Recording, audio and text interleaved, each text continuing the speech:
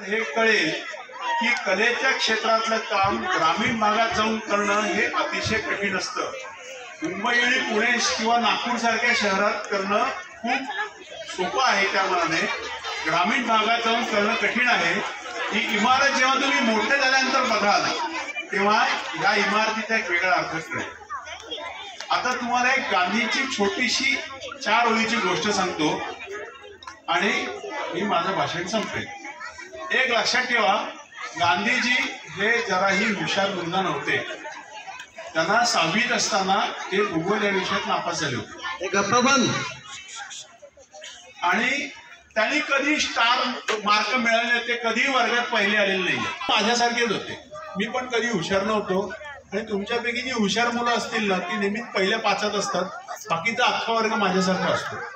गांधीजी तुमच्या आमच्या सर्वांसारखे होते, पण तरी ते मोठे का झाले? त्यांना असा प्रश्न विचारला, ते मोठे का झाले किंवा तुम्ही एवढं कसं काय एवढं काम करू शकलात?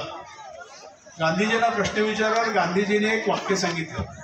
हे वाक्य ना तुम्ही ऐका, किती मस्ती करत असाल, काही दंगा फसाद करत असाल तरी हे वाक्य ऐका आणि आपल्या डोक्यात कुठेतरी असं नीट कोरून ठेवा। गांधी असं मित्राला म्हणाले, मी एकदा केलेली चूक आयुष्यात पुन्हा कधीही केली नाही। हे लक्षात घ्या, मी एकदा कधीही केलेली चूक परत आयुष्यात केलेली नाही। आपण एक चूक अनेक वेळा सतत करत असतो, यामुळे आपल्यात सुधारणा होत नाही।